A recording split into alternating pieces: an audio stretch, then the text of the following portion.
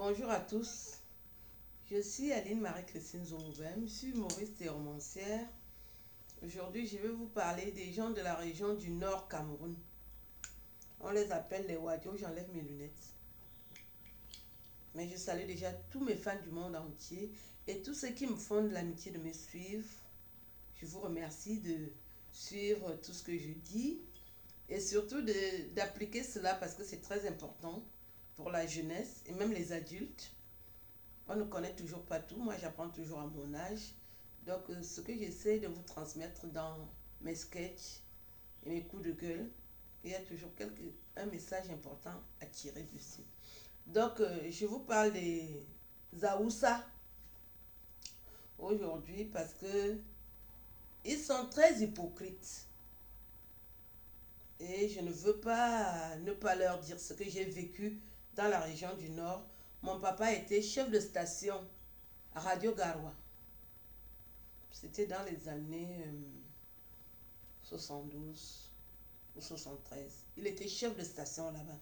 Et nous étions logés dans un bel endroit, Garoua.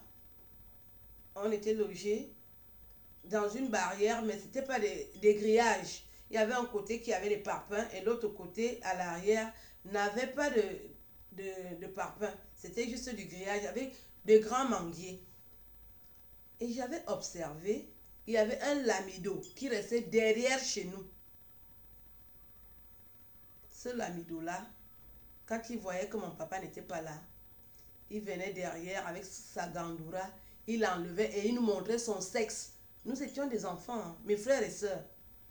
Et pour nous qui ne comprenions pas ce que c'était, nous on rigolait plutôt. Et après il nous montrait des pièces d'argent.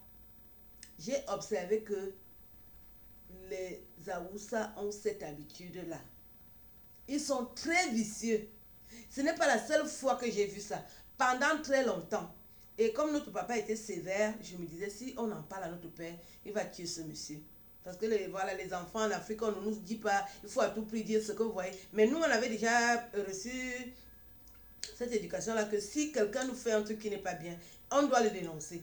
Mais notre papa, comme c'était un monsieur qui ne parlait pas, était tellement très sérieux qu'on se disait, si on trahit le monsieur, on connaît la suite.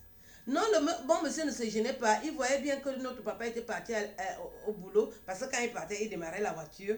Donc forcément, le monsieur le voyait, il calculait tous les gestes et il venait derrière nous montrer son sexe. Moi, je n'avais que 5 ans ou 4 ans, je voyais déjà un sexe d'adulte.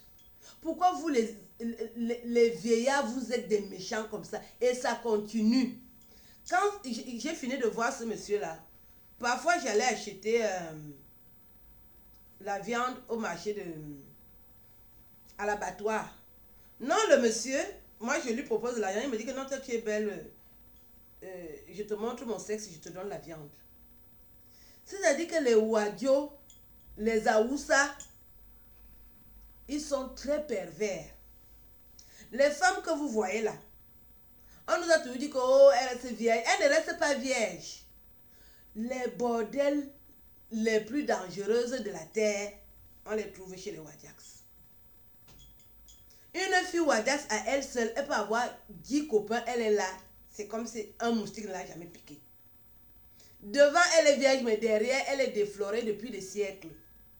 Les vrais Wolwos, les Waka, les filles Wadjo. Mais ce sont elles là qu'elle voilà là, elle fait que tourner son truc là, tu crois que minal, malhonnête, pervers, les hommes. Je me rappelle un jour, avec mes copines me disent non, il faut t'islamiser. Depuis là tu es protestant, ça ne te donne rien. Allons à la brique. Vous savez, entre copines, on se dit toujours des choses. Je leur dis, vous voulez qu'on aille à la brique, on va faire quoi? Est-ce que allons? Nous, on connaît l'imam. Allons, on va te présenter l'imam à la mosquée. Je suis partie avec mes copines. Dès que l'imam m'a vu, du coup, il voulait me prendre pour quatrième épouse. Je lui ai dit, monsieur, tu me prends pour quatrième épouse et les autres épouses, ils disent qu'elles ne peuvent même pas discuter. C'est comme ça que ça se passe chez nous. J'ai dit, le père, si. Lui n'a même pas vu que son âge était déjà très avancé, qu'une jeune femme comme ça, qu'il va me faire quoi? Si je fais seulement comme ça, est-ce qu'il peut supporter le rythme? J'ai toujours vu que ça, c'est la perversité. Que le monsieur, s'il ne voit même pas que je suis sa petite fille, lui, il veut me prendre pour épouse. Pour que ça me donne quoi? Avec tout ce que je vais rester là enfermée, voilée, je ne peux même pas aller danser dans une boîte de nuit. Je lui ai dit que le père, moi je suis pas là. J'ai dit à mes copines que si vous voulez, vous partez. Moi je reste protestante. Parce que là, non, je ne peux pas. Je ne peux pas changer. Donc je tenais à dire à la communauté camerounaise que au nord, le nord que vous voyez, il y a trop de pervers là-bas. Les lamidolas, les lamidas. Non, lamida, c'est leur maison. Les lamidolas, ce sont les pervers. Parce que là où nous on habitait à Garoua, il y a plus de 30 ans, un papa lamido nous avait montré son zizi. On était des enfants.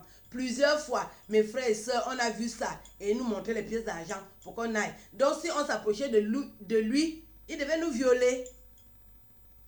Les trucs comme ça existent au Cameroun, les mariages forcés, on est toujours là à dire que ça va alors que ça ne va pas. Et c'est toujours les enfants qui écopent des vieillards comme ça. Ça, c'est mon témoignage. Je tenais à vous dire aujourd'hui que au nord, il y a trop de pervers. Malgré leurs prières là, ce sont des satans en miniature. Je vous remercie de m'avoir écouté. À bientôt. Au revoir. Au nord Cameroun. Je ne connais pas ailleurs. C'est au nord Cameroun que moi j'ai vu ça, avec mes yeux-ci. Et mes frères et soeurs ont vu ça. Les aînés. Ciao.